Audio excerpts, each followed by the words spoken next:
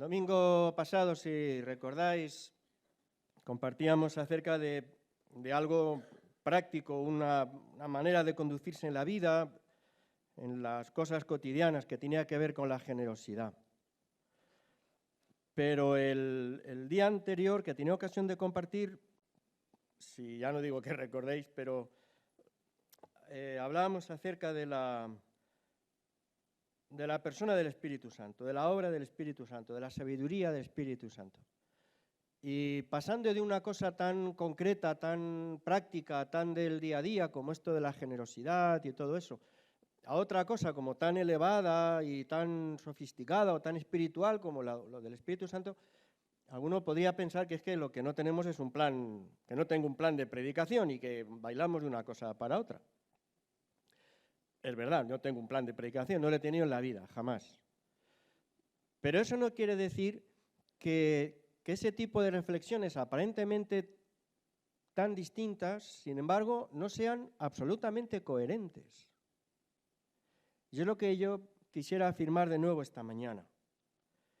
Porque el Evangelio nace efectivamente en cada uno de nosotros en el plano de lo íntimo, de lo personal, de lo privado, de lo espiritual, de lo sobrenatural, todo eso. Nace ahí. Pero después se expresa en el vivir de cada día, en la manera en que nos conducimos, en la forma en que nos relacionamos, en el vivir cotidiano. Si no fuera así, no sería el Evangelio de Jesucristo. Así que hay un equilibrio entre las cosas de cada día, o los problemas sociales, o la manera de enfrentar problemas éticos, y el anclaje de la vida al Espíritu Santo de Dios, que hace posible vivir de otra manera. Romanos 8 es un ejemplo, no vamos a leerlo ahora, pero es un ejemplo de esa afirmación, porque insiste en que el Espíritu Santo de Dios está en nosotros y que por tanto ahora vivimos de otra manera. En esto a veces se nota, parece mentira, que estas cosas de la teología a veces resultan como muy lejanas, pero tienen consecuencias muy prácticas. Hay hermanos, hay predicadores, hay maestros de la palabra, denominaciones enteras, ¿no?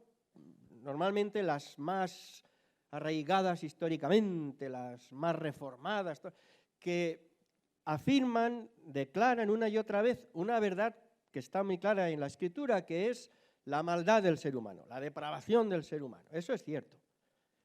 Pero no es menos cierto el poder transformador que tiene el Espíritu de Dios en la vida de las personas. Creo que desenfocamos el anuncio del Evangelio cuando todo se centra, es más, no solo en la maldad y en la perversa condición humana natural, sino que incluso se afirma una y otra vez que tampoco hay nada que distinga el vivir de los cristianos de los no cristianos, excepto pues que los cristianos se han agarrado a la gracia de Dios y por eso son salvos, pero que somos igual, que somos lo mismo, que la condición humana es la misma, que se debe esperar lo mismo de cualquier persona creyente o no creyente, que al final la condición, en fin, lo veréis continuamente. Tengo un buen amigo que insiste mucho en eso, qué ganas tengo de hablar con él sobre esto. Porque no se puede hablar de la ruina que es el ser humano sin Dios, sin afirmar a continuación la esperanza gloriosa que hay de restauración en cualquier persona que se ancla en el poder de Dios por el Espíritu Santo. Por eso, a veces Samuel Escobar, este hermano ya veterano, maestro de tantas cosas, él suele insistir que nuestra tradición evangélica, la mayoría de los evangélicos en España, no es tanto deudora de Calvino, Lutero, Zwinglio, que son estos reformadores clásicos que insistían una y otra vez en la maldad de nuestra condición y que solo la fe es lo que nos diferencia. Nuestra tradición está anclada en todos los movimientos de avivamiento y de renovación de la Iglesia del siglo XVIII. Los metodistas de Wesley en Inglaterra, los pietistas alemanes del XVIII, y desde entonces toda una corriente que dentro de las iglesias oficiales ha insistido en recuperar esta otra parte de la verdad. Sí, somos una miseria, podrida llaga, basura, en fin, podemos insistir todo lo que queramos, pero en Cristo Jesús las cosas son hechas nuevas. Y hay una vida nueva. Y claro que debe haber una restauración del vivir, que siempre será incompleto, desde luego, que siempre será limitado y que siempre está en riesgo de retroceder, pero que es real y que afecta a todos los planos cotidianos de la vida. Eso insiste toda la Escritura y eso hace también la epístola a los Efesios. En esta mañana vamos a recorrer esa epístola. No es bueno, no es un buen criterio picar por aquí y por allí de multitud de versículos en general, pero hoy lo vamos a hacer, ¿vale? Eso en el seminario te dicen que no. Bueno, en la facultad, ahora es facultad, ¿no? Te dicen que eso no se hace así, pero bueno, hoy lo vamos a hacer. Yo como ya aprobé hace tiempo, ya un poquito me da lo mismo. Efectivamente, la epístola a los Efesios comienza diciendo que somos una ruina. Comienza diciendo que la condición humana, pues, lo decíamos el otro día, ¿no? Es herederos de Narciso.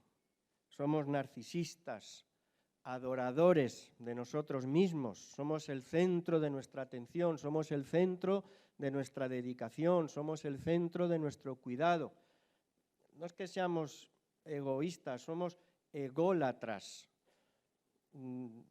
Literalmente, latría es adoración, ¿no? Idolatría es adoración a los ídolos. Egolatría, pues es lo que nos resulta tan familiar. Nos queremos mucho. Recuerdo, no sé ni el título de la película aquella, un joven enamorado de una chica que no le hacía el menor caso, que solo se ocupaba de ella misma, y en un momento ya de entre desesperación y rabia le dice: yo te quiero y sé que tú sientes lo mismo, tú también te quieres. Por eso nos pasa a todos, en no poca medida.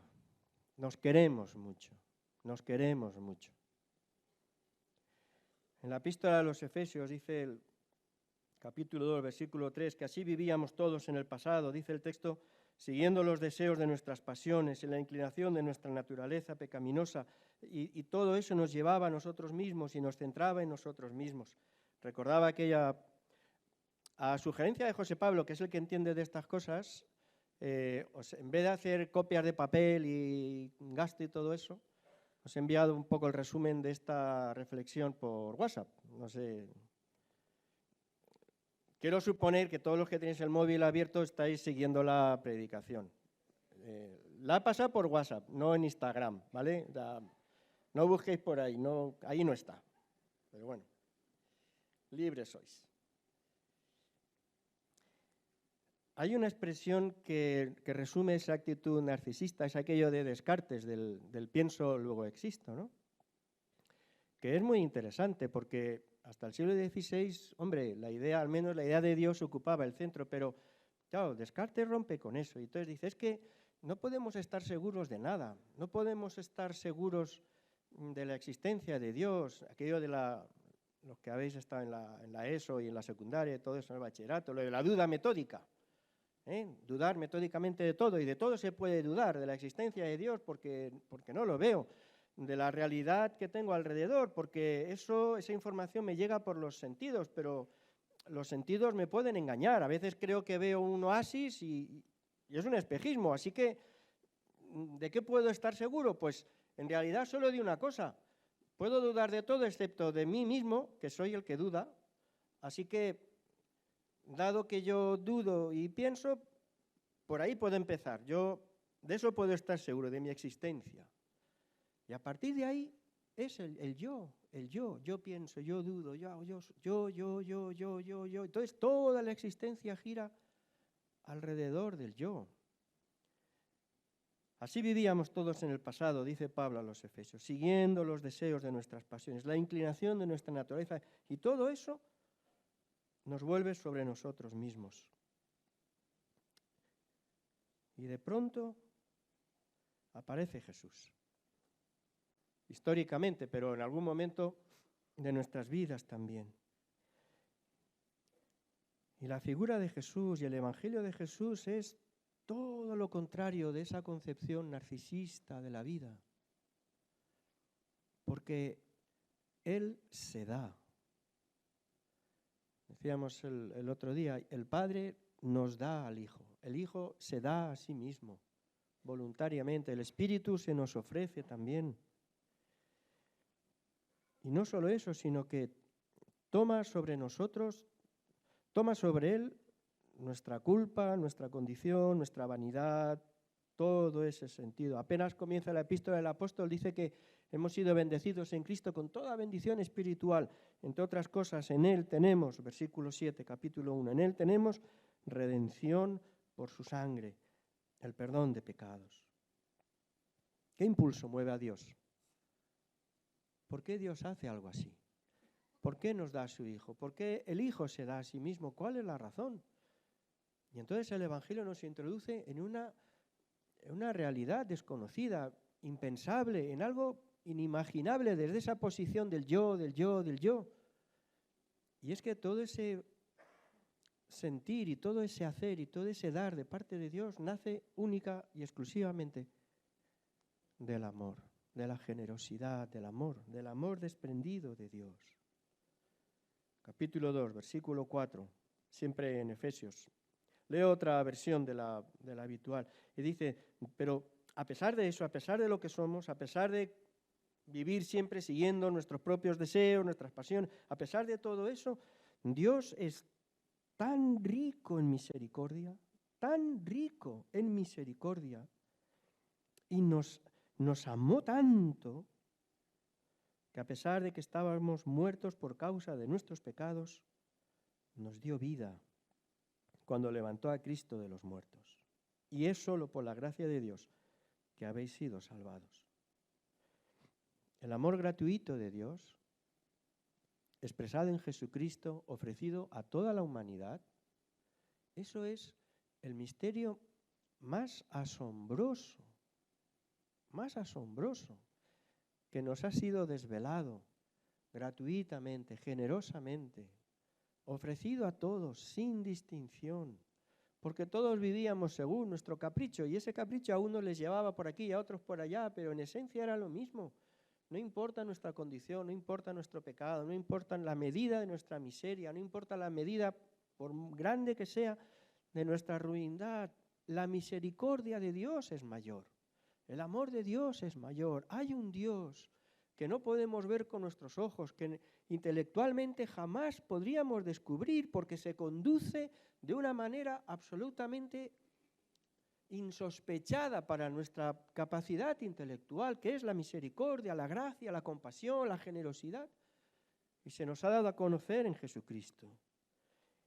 No solo el elemento más misterioso, es el elemento más cautivador de las buenas nuevas. No olvidéis nunca esa expresión, porque evangelio no es otra cosa sino buenas cosas, buenas noticias, buenos anuncios. No he venido a condenar al mundo, dice Jesús, y ya esto está como está. Yo he venido a salvar.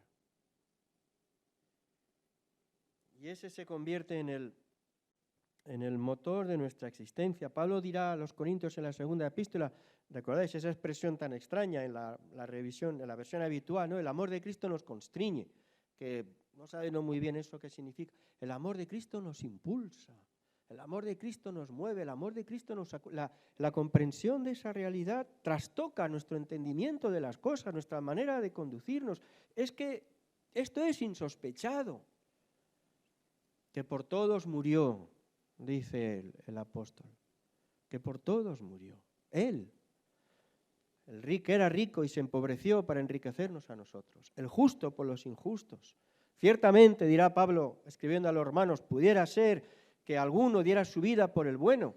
Bueno, pudiera ser, pero el caso es que Dios muestra su amor para con nosotros en que, siendo pecadores, siendo cualquier cosa negativa que podamos decir, Cristo murió por nosotros. Es la misericordia extendida, permanente, que viene desde la presencia de Dios, desde el trono de la gracia, y llega y se derrama y se acerca y nos rodea y nos envuelve y se hace para todos. Y por eso, en uno de estos pasajes más tremendos de de la epístola a los Efesios y de la Escritura entera, en el capítulo 3, encontramos ese canto que hace el apóstol Pablo al amor de Dios. La epístola a los Efesios tiene mucho de oración, de súplica. Hay varias veces que el apóstol dice, yo estoy orando por vosotros por diferentes motivos. En el capítulo 3, este sí merece la pena leerlo despacio. Capítulo 3, versículo 18. El apóstol está suplicando a Dios que ese misterio del amor divino, misterio en el sentido de que es algo inmenso, no es que no se pueda entender, pues lo estamos diciendo, pero la comprensión así interior, personal, real, que sacude la vida, eso tiene que enseñárnoslo el Señor. Dios mismo tiene que hablarnos y guiarnos. Y lo que el apóstol dice es que estoy orando, le estoy suplicando a Dios que os muestre más y más de esa realidad, que a través del Espíritu Santo, esa sabiduría espiritual, podáis comprender, dice, aunque sea en parte, pero las dimensiones infinitas del amor de Dios para con vosotros. Porque eso transforma nuestra perspectiva de la vida y del vivir. Capítulo 3, versículo 18. Espero que podáis comprender, como corresponde a todo el pueblo de Dios, cuán ancho, cuán largo, cuán alto y cuán profundo es su amor. Mi deseo es que experimentéis el amor de Cristo. Que experimentéis el amor de Cristo. Que haya una convicción interior que lo hace tan real en la vida como el amor de cualquier persona a nuestro lado que nos quiera. Que experimentéis el amor de Cristo, aunque es demasiado grande para comprenderlo todo, porque entonces seréis completos con toda la plenitud de la vida y el poder que viene de Dios. Cuando en la misericordia del Señor podemos entrar y avanzar en la comprensión de este ser amado por Dios de una forma gratuita y desmedida, eso nos da un estar en el mundo, una visión de nosotros mismos, una opinión de nosotros mismos que ninguna otra cosa por positiva que fuera nos puede dar. Y tenemos que aprender en esto, porque todavía sobre algunos de nosotros al menos, pesa demasiado la opinión de los demás para tener una opinión de nosotros mismos. Todavía pesa demasiado sobre nosotros los logros que alcanzamos, los éxitos que tenemos para cifrar en eso la opinión que de nosotros mismos tenemos. Todavía pesa demasiado lo que los otros piensen, lo que los otros digan, y por eso tantas veces y con tanta intensidad buscamos a toda costa la aprobación de los demás. Pero cuando descubrimos y cuando podemos realmente reparar en la manera desmedida con la que Dios nos ama, con la que Dios nos mira y con el modo en que Dios nos valora, no necesitamos más. Es suficiente. ¿Entendéis, verdad?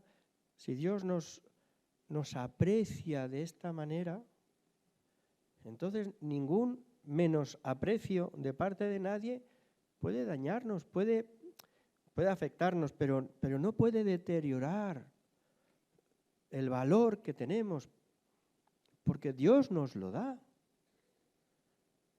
Los más adultos por unos motivos, los jóvenes por otros, pero andamos buscando siempre que se nos valore.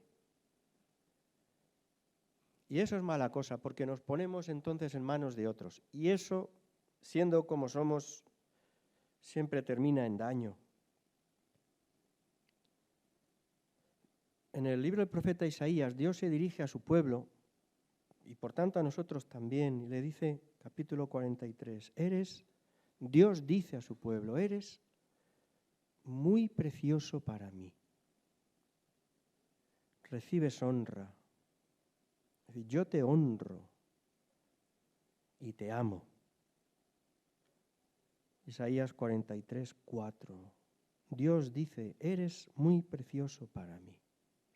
Y entonces, en la medida que todo eso se va haciendo realidad en nuestro vivir, pasamos, efectivamente, de aquel cartesiano pienso, luego existo, a esa otra cosa asombrosa del soy amado, luego existo.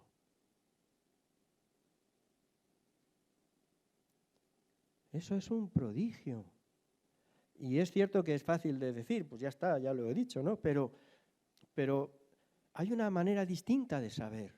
Es esa sabiduría espiritual que el Espíritu de Dios va sembrando dentro de nosotros, que nos permite reconocer el asombro de esta verdad, de que Dios nos ama. Y entonces ese amor es lo que se convierte en fundamento de nuestro vivir y lo que da solidez a nuestra persona y lo que nos permite reconocer un valor en nosotros que nada ni nadie puede menoscabar, porque viene directamente de Dios. Y nuestro existir, nuestro estar en el mundo ya no depende de lo que yo soy capaz de pensar, de mi capacidad intelectual, de mi poder económico, del aplauso de otros. No, ya no tiene que ver con eso. Depende única y exclusiva y suficientemente del amor de Dios, del hecho de ser amado por Dios. Cuando Pablo escribe a los romanos, a los cristianos en Roma, insiste en esto, ¿no? Y tiene tanto sentido a la luz de lo que estamos diciendo esa expresión del final del capítulo 8 de Romanos, ¿no? Cuando habla de que nada puede separarnos del amor de Dios. Tiene que ver con esto. Bueno, del amor de otros, del favor de otros, de la buena opinión de otros, eso siempre es temporal, eso es pasajero. A veces es caprichoso, a veces nos lo merecemos. Pero el favor y el amor de Dios no cambia, nunca, porque nace de su corazón. Así que dice Pablo, ningún poder en las alturas ni en las profundidades, de hecho, nada en toda la creación podrá jamás separarnos del amor de Dios que está revelado en Cristo Jesús nuestro Señor. Nada, nadie, nunca. Por eso, aunque lo dice unos versículos antes, pero es una consecuencia de esta declaración.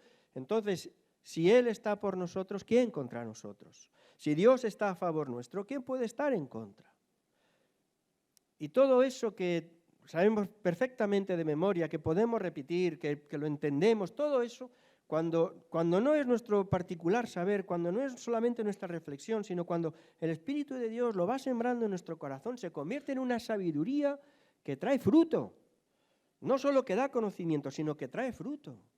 Y da seguridad, y da estabilidad, y da solidez en medio de las circunstancias y de la vida y de las cosas. Es esto el fundamento. No lo que yo soy, lo que me da esa existencia redonda y sólida. No es eso, no soy yo. Es el hecho de que soy amado, lo que me da ese poder estar en medio del mundo, siempre y a pesar de todo. Y todo esto, que tiene un calado espiritual, sobrenatural, otra vez el Espíritu Santo, y todo este tipo de cosas, así es como termina, fijaos, el capítulo 3 de la carta a los Efesios. A Cristo, a Él sea gloria en la Iglesia por todas las edades, por los siglos de los siglos. Amén. Y de pronto, aunque en nuestros textos ahora aparece otro capítulo, ya sabéis que la división en capítulos y versículos es una división que nos ayuda a buscar un texto, pues si no, menudo lío. Pero que no está inspirado. La Biblia no se escribía así. Pablo no iba escribiendo capítulos y versículos. Él escribía una carta. Y a veces esa división en capítulos no nos deja ver la continuidad del texto. Pero este apóstol que termina el capítulo 3 hablando de cosas tan sublimes, tan eternas, tan espirituales, tan todo eso, de pronto dice, y por tanto, versículo 1 del capítulo 4, por tanto, os suplico que llevéis una vida digna del llamado que habéis recibido de Dios. Sed siempre humildes y amables, sed pacientes unos con otros, toleraos las faltas por amor. Yo no digo, pero bueno, a ver, ¿qué salto? O sea, de pronto hemos dejado las alturas celestiales, las cosas sublimes del Espíritu y caemos, pero sin un puente, sin un intermedio, sin una cosa. No, de pronto, y empezamos a escuchar acerca de la humildad, de la amabilidad, de la paciencia, del respeto, del amor, de todo. Es como si no pasáramos del cielo a la tierra.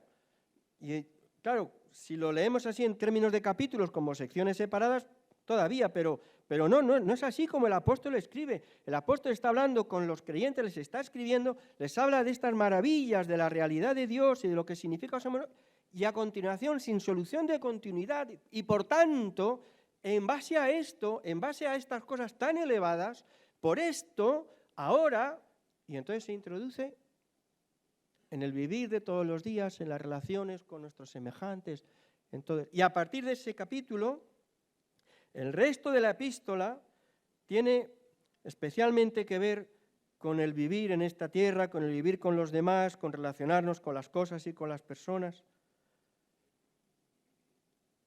Porque, como decíamos al principio, es que no son dos realidades, son dos caras de la misma realidad. En algunas religiones eso de ser espiritual significa ausentarse de la vida y del mundo, ¿no? La meditación oriental que te aísla, su bondad y su beneficio está precisamente en que te permite aislarte de todo y de todos. Esa religiosidad budista que te enseña a hacerte insensible, es decir, que las cosas no te afecten, que nada te afecte, que te puedas... Pero eso es paganismo. La espiritualidad cristiana siempre te vuelve sobre la vida presente y siempre te vuelve sobre el semejante para vivir de otra manera, en el poder del Espíritu. Por eso cuando predicamos de la depravación de la condición humana y del perdón de Dios, pero no predicamos de la restauración de la vida en el poder del Espíritu, dejamos el Evangelio a medias. Y esta es la parte con la que también quisiera terminar y llamar vuestra atención. La espiritualidad bíblica no es ese sentido contemplativo que te retira, que te ausenta, que te aleja. Es todo lo contrario, es vivir todas las dimensiones de la existencia en Dios, en el poder del Espíritu, en el plano del trabajo, en el manejo de los bienes, en las relaciones con los demás, en el entendimiento del ocio, en todos los planos de la vida.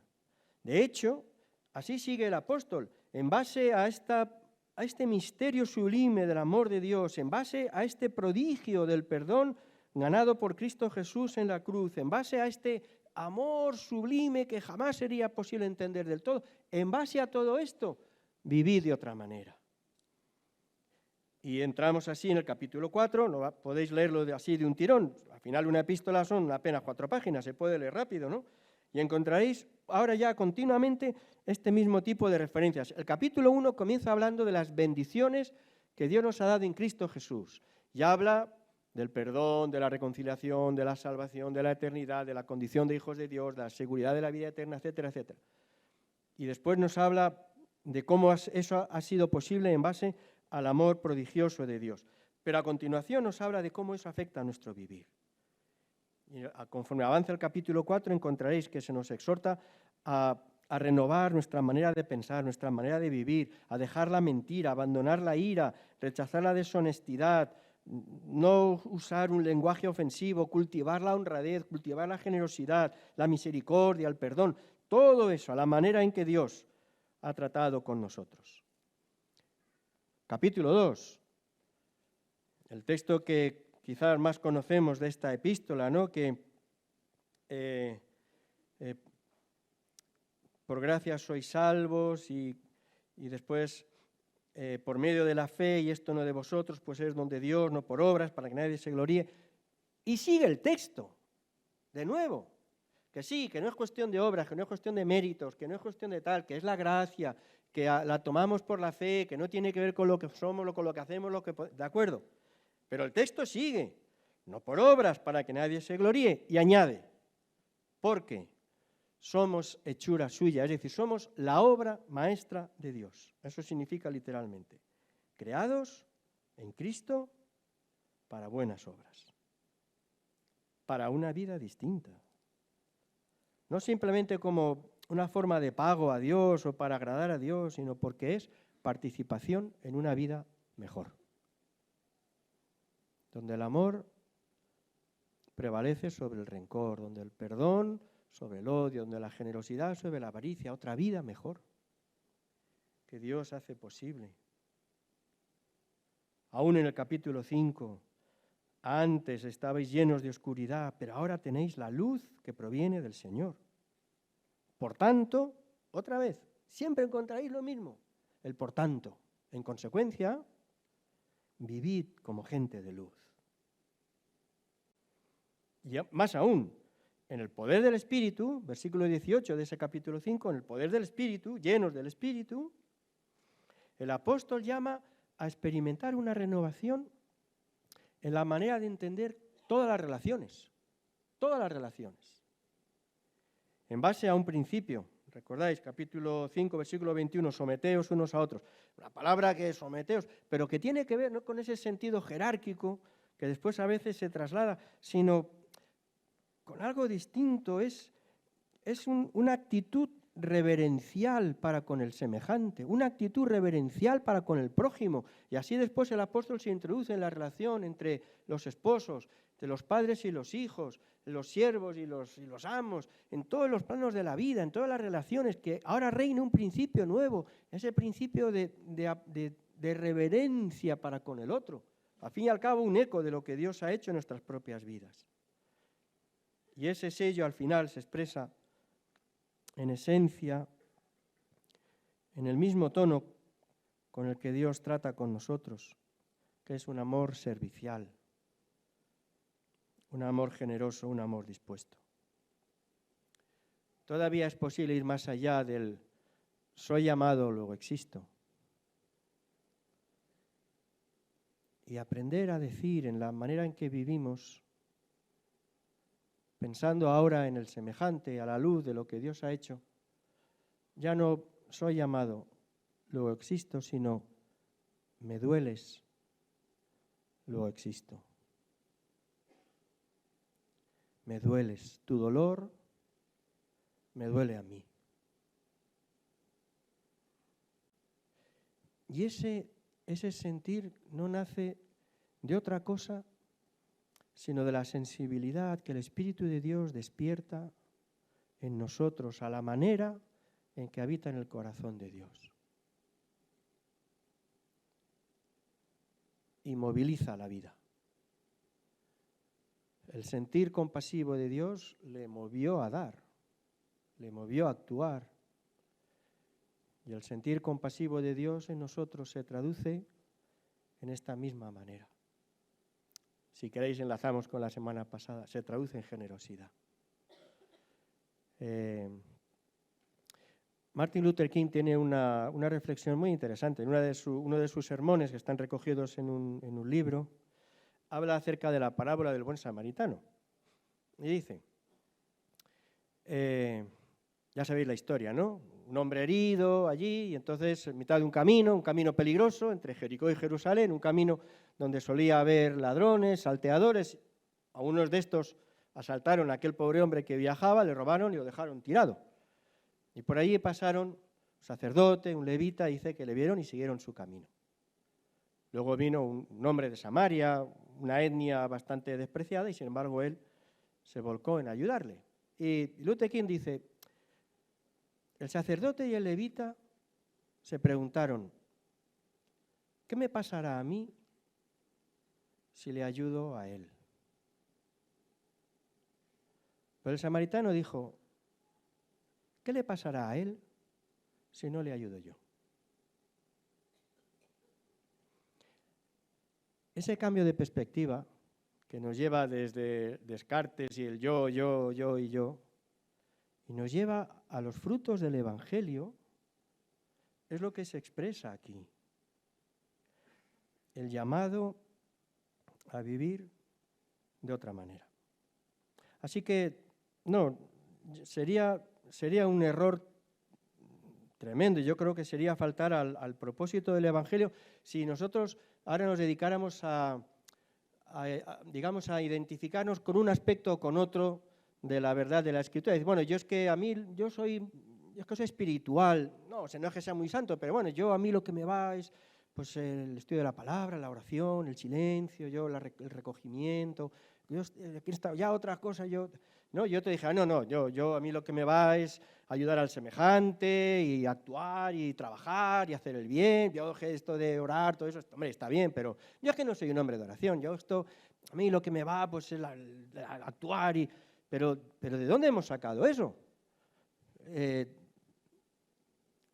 No podemos, si tomamos el Evangelio de Jesucristo, mejor dicho, si somos tomados por el Evangelio de Jesucristo, a través del cual el Espíritu de Dios actúa en nosotros, no tiene sentido esa división. Porque no podremos actuar, ni servir, ni hacer en la manera con el aroma del reino de Dios, si no es a impulsos del Espíritu de Dios. Y no podemos pretender ser llenos de este Espíritu de Dios sin que eso se traduzca después en un vivir que refleja, imperfectamente, pero que refleja con claridad la realidad y el carácter de Dios y los valores del reino de Dios. A eso estamos llamados, a dejarnos convencer del amor de Dios, a descubrir que efectivamente si el valor que tenemos, y el modo en que podemos movernos con solidez y con estabilidad en medio de la vida, no viene ni de nuestro saber, ni nuestro poder, ni nuestros logros. Es porque hay un amor que nos sustenta, siempre. Y precisamente porque ese amor se va haciendo realidad en nuestra vida, es por lo que también se traduce en una vida de apertura a otros, en el nombre de Jesús y en el poder del Espíritu. Y pedimos del Señor que nos ayude a ejercitarlo, nos dé la sabiduría para ejercitarlo en el vivir cotidiano, en todos los planos donde nos movemos, en todas las situaciones y en todas las realidades, de una manera que testifique que el reino de Dios está en nosotros por su Espíritu. Que nos ayude. Amén.